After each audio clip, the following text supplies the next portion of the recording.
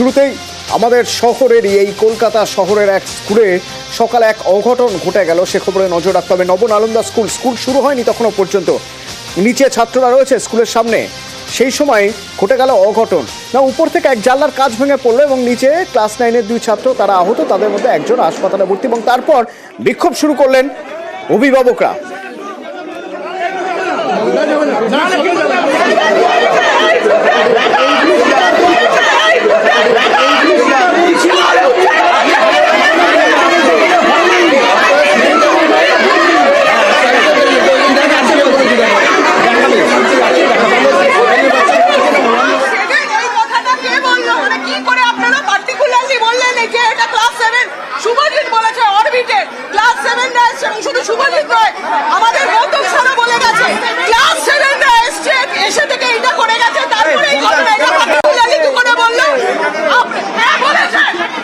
School কর্তৃপক্ষ বোঝানোর চেষ্টা করছিলেন যে উপর থেকে ক্লাস 7-এর বাচ্চারা, স্টুডেন্ট যারা, তারা জানলা খুলতে গিয়েছে, তখনই জানলার ফ্রেম থেকে কাঁচ ভেঙে পড়ে যায়। অভিভাবকরা আরো রেগে যান এবং ক্ষুব্ধ হয়ে তারা বলেন যে না, বাচ্চাদের ঘাড়ে কেন দোষ চাপানো হচ্ছে? 1 মাস স্কুল ছুটি ছিল, যদি রক্ষণাবেক্ষণ ঠিক মতো হতো তাহলে এ ধরনের ঘটনা তো ঘটতো না। টিচার ইনচার্জ সকালে যিনি ছিলেন তিনি কি বলছেন শুনুন।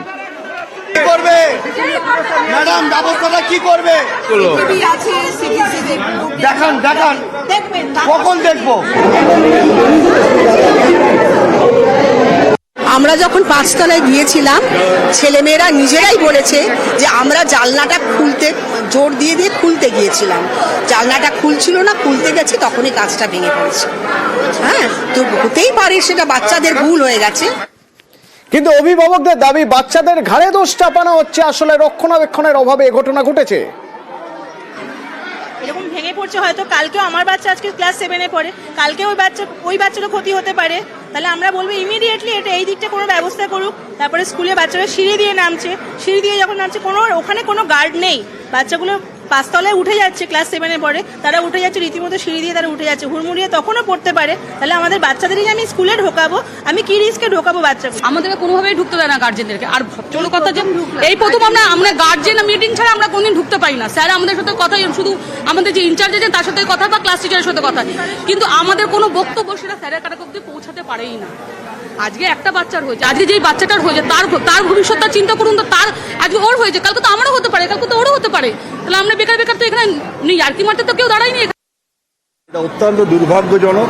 একটা শিক্ষা প্রতিষ্ঠান যেরকম শিক্ষায় গুরুত্ব থাকবে, সাথে সাথে ছাত্রছাত্রীর নিরাপত্তার দিকটাও ততোধিক গুরুত্ব দিয়ে দেখতে হবে। তাই যারা এই ঘটনা ঘটেছে এবং যে বাচ্চাটা যে অসুস্থ হয়ে পড়েছে আঘাতজনিত কারণে, এটা অত্যন্ত দুর্ভাগ্যজনক। আমার স্কুল কর্তৃপক্ষের আরও অনেক বেশি সচেতন হওয়া প্রয়োজন বলে আমি মনে করি। আমাদের অনেক দিনের অভিযোগ রয়েছে। ফার্স্ট অফ অল হচ্ছে এখানে আপনার বাথরুম যেটা রয়েছে, অর্থাৎ ওয়াশরুম আমরা যেটাকে বলি, প্রচণ্ড অসুস্থ অবস্থার মধ্যে বাথরুম থাকে, একদম পরিষ্কার কিচ্ছু হয় না। অ্যাম্বুলেন্সের পরিষেবার নামে যে টাকা নেওয়া হচ্ছে, অ্যাম্বুলেন্স কিন্তু এই যে দুর্ঘটনা হলো, অ্যাম্বুলেন্স কিন্তু একদমই অ্যাভেলেবেল ছিল না। এখানে যে পিটিএম হয়, পিটিএম কিন্তু আদৌ পেরেন্টসদের ঠিক মতন পিটিএম এখানে হয় না। একটা মার্কশিট নিয়ে জাস্ট বাচ্চাদের ছেড়ে দেওয়া হয়। আমাদের কি অভাব অভিযোগ রয়েছে সেটা কিন্তু একদম আমরা জানান দিতে কিন্তু এনাদেরকে পারি না। আর এরপর এই ধরনের ঘটনা যাতে না ঘটে তার জন্য নেট লাগানো হচ্ছে। আজ দেখা গেল এই নবনালন্দা স্কুলে নেট লাগানো হচ্ছে, যাতে উপর থেকে কোনো চাঙড় বা কোনো কিছু ভেঙে পড়লেও তা যাতে সেটা আটকে যায়, পড়ুয়াদের বা কারো যেন কোনো ক্ষতি না হয়। আর পুরো দোষ নিজের ঘাড়ে নিচ্ছেন প্রিন্সিপাল, বলছেন যা হয়েছে যাবতীয় সবকিছুর দায় তাঁর, ক্ষমা চেয়ে নিয়েছেন তিনি। 503 নম্বর ঘরের কোন স্টুডেন্ট জানলাটা খুলেছিল, the glass of that window পড়ে যায়। একটা গাফিলতি আমি মেনে নিচ্ছি, অ্যাম্বুলেন্সের ড্রাইভার লেট করেছিল, সঙ্গে সঙ্গে তাকে ফোন করা হয়েছে এবং ইমিডিয়েট অ্যাকশন লিগ্যাল ডিপার্টমেন্ট থেকে তাকে শোকজ করা হয়েছে। আমি as the principal, head of the institution, আমি আমার কলিগদের হয়ে আমি সেটা একটা আনকন্ডিশনাল ক্ষমা চেয়ে নিয়েছি ওনাদের কাছে। কিন্তু অভিভাবকদের একের পর এক ক্ষোভ। শেষমেশ সিদ্ধান্ত হলো, স্কুল কর্তৃপক্ষ জানিয়ে দিল আগামীকাল বেলা 11টায় মিটিং ডাকা হবে। অভিভাবকরা তাদের যা অভিযোগ সেই সব কিছু নিয়ে আসুন এবং কথা হবে।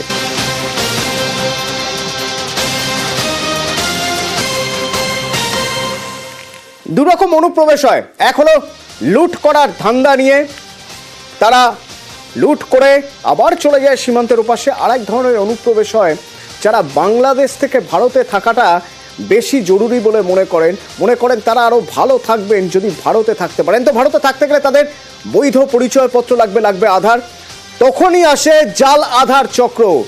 70টা জাল আধারের নথি সহ বৈদ্যুতিন সামগ্রী এই সব কিছু বাজেয়াপ্ত করা সম্ভব হয়েছে বৈষ্ণবনগরের, মালদার বৈষ্ণবনগরের একটা অনলাইন সার্ভিসের দোকান থেকে। গ্রেপ্তার হয়েছে কেউ, কারা চালাচ্ছিল এই নেটওয়ার্ক? এখানে সেবক রয়েছে আমার সঙ্গে, বলতে পারবে সেবক? একদমই, দেখো অতনু, মালদা পুলিশের হানা এবং এই হানাতে 2 জনকে গ্রেপ্তার করা হয়েছে মালদার বৈষ্ণবনগরের বিএনসি বাজার এলাকার একটি ডিজিটাল সার্ভিসের দোকান থেকে। মূল যে অভিযোগ, এই দোকানে অসমের একটি পাসওয়ার্ডকে কাজে লাগিয়ে সেখানে আধার কার্ড তৈরি করা হচ্ছিল। মূলত এই পাসওয়ার্ডগুলি সরকারি বিভিন্ন আধার কেন্দ্রগুলিতে ব্যবহার করা হয়। সেই পাসওয়ার্ড কিভাবে অসমের পাসওয়ার্ড দিয়ে বৈষ্ণবনগরে বসে এই জাল আধার বা আধার কার্ড তৈরি করা হচ্ছিল তা নিয়ে কিন্তু প্রশ্ন উঠেছে। মালদা পুলিশ গোপন সূত্রে খবর পায়, আর তারপরেই গতকাল রাত পর্যন্ত অভিযান চালানো হয়। দোকানের মালিক উৎপল মণ্ডল এবং কর্মচারী সুদীপ্ত মণ্ডল, তাদের 2 জনকে গ্রেপ্তার করা হয়েছে এবং প্রায় 70টি আধারের নথি বাজেয়াপ্ত করেছে পুলিশ। এর পাশাপাশি কিছু বৈদ্যুতিন ডিভাইস এগুলিও বাজেয়াপ্ত করা হয়েছে। ধৃতদের আজকে মালদা আদালতে তোলা হয়। হেফাজতে নিয়ে জিজ্ঞাসাবাদের জন্য পুলিশ হেফাজতে নিচ্ছে, কারণ এদেরকে জেরা করে আরো বেশ কিছু তথ্য আরো বেশ কিছু তথ্য জরুরি জানা, কারণ সেবক প্যাটার্ন মিলে যাচ্ছে। প্যাটার্ন এক, তা হলো এমন একজনের কাছ থেকে আধার লগইন আইডি পাসওয়ার্ড নেওয়া হয় যাকে সচরাচর তাকে কেউ চেনে না, বা এমন দূরত্বে যে সচরাচর তিনি ধরা পড়বেন না, তার কাছ থেকে তা ভাড়া নেওয়া হয়। যে যদি 2 দিনের জন্য বা কিছু দিনের জন্য ভাড়া দেওয়া যায় তার লগইন আইডি আর পাসওয়ার্ড, এবং তারপর জালিয়াতি শুরু হয় সেই লগইন আইডি দিয়ে, পাসওয়ার্ড দিয়ে। যেরকম হয়েছে মালদার বৈষ্ণবনগরে, ঠিক একই রকমভাবে মুর্শিদাবাদে আধার জালিয়াতিতে 3 জন গ্রেপ্তার। প্যাটার্ন কিন্তু একই।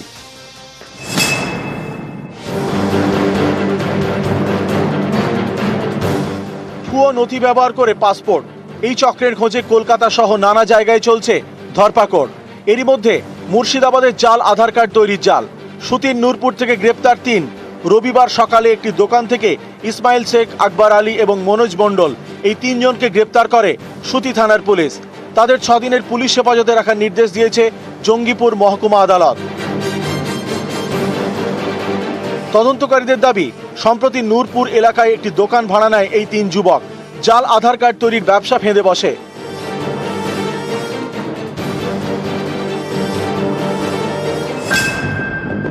আধার কার্ড তৈরির জন্য নির্দিষ্ট গাইডলাইন আইডি এবং পাসওয়ার্ড প্রয়োজন।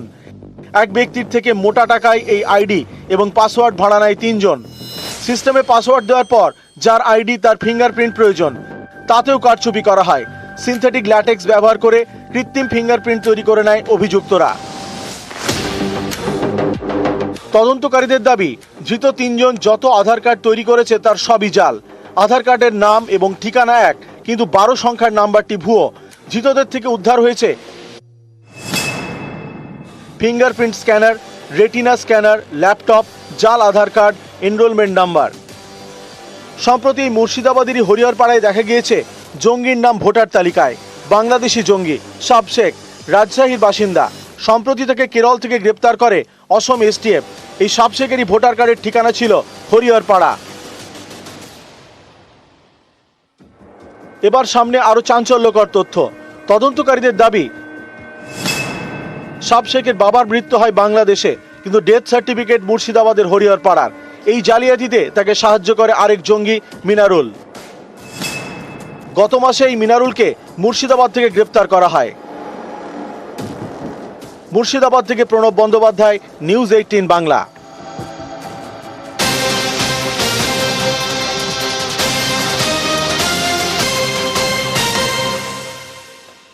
এবং শুধুমাত্র যে পরিচয়পত্র তৈরি করে ফেলছে সবাই তা নয়, তার আগেও ধরা পড়ে যাচ্ছে। যেমন সুতি থেকে 2 বাংলাদেশি এবং 1 জন ভারতীয়কে ধরা সম্ভব হয়েছে। কি নাম তাদের, কিভাবে তাদের ধরা সম্ভব হলো, কি করছিল তারা? প্রণব রয়েছে আমার সঙ্গে ফোনে, বলতে পারবে প্রণব? দেখো তিন যুবককে তোমার গতকাল গভীর রাতে ঘোরাফেরা করতে দেখে সুতি থানা পুলিশ টহলদারি দেওয়ার সময়, তখনই তাদের সন্দেহ হয়। তারপরে তাদেরকে জেরা করে জানা যায় যে ধৃত দুই যুবকের বাড়ি হচ্ছে বাংলাদেশের চাঁপাই নবাবগঞ্জে এবং একজনের বাড়ি হচ্ছে মালদাতে। তারপরেই তাদেরকে গ্রেপ্তার করা হয় এবং তারপর পুলিশ তদন্তে জানতে পেরেছে যে শীত বস্ত্র কেনার জন্য সীমান্ত পেরিয়ে তারা এখানে এসেছিল এবং পারাপারে সহযোগিতা করেছিল এই মালদার যুবক। তারপরে কিন্তু তিনজনকে গ্রেপ্তার করেছে এবং তাদেরকে আজকে জঙ্গিপুর কোর্টে তোলা হয়েছে। তারপরে নিজেদের হেফাজতে নিয়ে কি করে এখানে আসলো এবং কতদিন ধরে আসছে এই ঘটনার সঙ্গে আর কে বা কারা জড়িত আছে সমস্ত ঘটনার তদন্ত করছে সুতি থানার পুলিশ।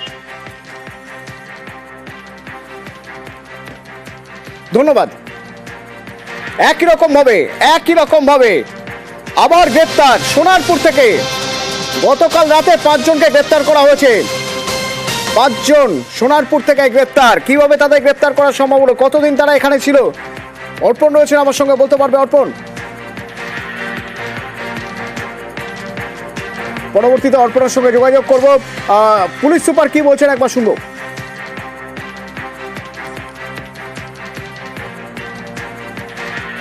5 জনকে ধরা হয়েছে, ওদের ভিসা ফেল আছে। এখন ওরা কিছু তদন্ততে কিছু বলতে পারলো না। এখন আমরা কেস করে অ্যারেস্ট করে ডিপার্টেড করবো ওদেরকে, ঠিক আছে? প্রত্যেকে বাংলাদেশি। এখানে ওরা টুরিস্ট ভিসায় এসেছিল কিছু, ঠিক আছে, কিন্তু এখানে কাজ করতো। এগুলো কারখানায় গেলে সব জানতে পারবে। এবারে কি কারখানা এটা? এটা আগে গেঞ্জি কারখানা ছিল, কিন্তু এখন তো সব তো মানে বন্ধ হয়ে গেছে অনেক দিন। কোথায় ওইদিকে কোথায় কারখানা আছে সেখানে যাওয়া আসা করে। আচ্ছা, এছাড়া মানে এরা এখানে থাকতো? হ্যাঁ, এইখানটা এসে রাতে দেখি থাকতো, সকালে যেত আবার রাতে এসে থাকতো। এই অনুপ্রবেশ অনেকটাই রোখা সম্ভব হয় যে জায়গা অরক্ষিত হয়ে রয়েছে সেই জায়গাগুলো যদি কাঁটাতার দেওয়া যায়। তো বিএসএফ যখন কাঁটাতার দিতে চাইছে তখন বিজেপি রাজি হচ্ছে না কেন জানতে চেয়ে বিদেশ মন্ত্রক থেকে এবার তলব করা হচ্ছে বাংলাদেশের রাষ্ট্রদূতকে। জানতে চাওয়া হচ্ছে তাদের কাছে যে এই মালদা কোচবিহারে কেন বিজেপি বাধা দিচ্ছে কাঁটাতার লাগাতে। কি খবর রয়েছে জানবো, আমার সঙ্গে সান্নিক রয়েছেন। সান্নিক, দেখো, এর আগেও ভারতের সঙ্গে বিভিন্ন দেশের ক্ষেত্রে দ্বিপাক্ষিক সম্পর্কের ক্ষেত্রে আমরা দেখেছি একটা শান্তিপূর্ণ সম্পর্ক ছিল, তাদের মধ্যে বাংলাদেশ ছিল অন্যতম। কিন্তু এই তদারকি সরকার আসার পরে যেটা বলা যেতে পারে কার্যত নজিরবিহীন, বর্ডার গার্ড বাংলাদেশের সঙ্গে আমাদের সীমান্তরক্ষী বাহিনী বিএসএফ এর বেশ কিছু জায়গায় সংঘর্ষের ছবি কিন্তু বারংবার সামনে আসছে। আর এই বিষয় নিয়ে যে উদ্বিগ্ন নয়াদিল্লি, সেই বিষয়টাই deputy high commissioner Bangladesh Nurul ইসলামকে জানানোর জন্যই তাকে বিদেশ মন্ত্রকের তরফে ডেকে পাঠানো হয়েছিল। সাউথ ব্লকে তিনি গিয়েছিলেন এবং সেখানে তিনি দেখা করেন তাদের সঙ্গে। অতনু, ধন্যবাদ। আর এদিকে শেখ হাসিনার কল রেকর্ডের ফরেনসিক পরীক্ষার নির্দেশ দিচ্ছে আন্তর্জাতিক অপরাধ ট্রাইব্যুনালের চেয়ারম্যান। গণ আন্দোলন চলাকালীন হাসিনা কার সঙ্গে কি কথা বলেছিলেন সেই সব কল রেকর্ড চাইছেন। গণ আন্দোলনে বাংলাদেশে ক্ষমতাচ্যুত হাসিনা সরকার, একাধিক ছাত্রের মৃত্যু হয়েছিল যাকে যুদ্ধাপরাধের তকমা দিয়েছিল বাংলাদেশ। আন্তর্জাতিক যুদ্ধাপরাধ ট্রাইব্যুনালে হাসিনার বিচার এবং সেক্ষেত্রে হাসিনার কল রেকর্ডের ফরেনসিক পরীক্ষার নির্দেশ দিল আন্তর্জাতিক অপরাধ ট্রাইব্যুনাল চেয়ারম্যান। বেশ কিছু সমর্থিত এবং অসমর্থিত বিভিন্ন রকমের অনলাইন থেকে শুরু করে এবং অপ্রকাশিত যারা ভবিষ্যতে রাজনৈতিক কাজে হয়তো বা তারা ব্যবহার করতে পারে এমন কিছু সোর্স থেকে আমরা এই ভয়েস রেকর্ডগুলো আসলে তার কিনা এবং জিও লোকেশনটা কি সেটা আরো যথাযথ তদন্তের জন্য আমরা এই কাজটি করছি। অনেকগুলো প্রমাণই আছে আমাদের এই ট্রায়ালে। আমরা পুরোপুরি ডিজিটাল বেসড আমরা প্রমাণগুলো সংগ্রহ করছি যাতে অকাট্যভাবে এটা প্রমাণিত হয়। আর বাংলাদেশের কি পরিস্থিতি? সেখানে এমন অবস্থা, ব্যবসায়ীদের নাভিশ্বাস উঠছে আম আদমির কপালে চিন্তার ভাঁজ। আর এরই মাঝে বিএনপি চাপ দিচ্ছে ক্রমাগত ইউনূস সরকারকে। আর আওয়ামী লীগের নেতারা দাবি করছেন শেখ হাসিনা বাংলাদেশে ফিরবেন।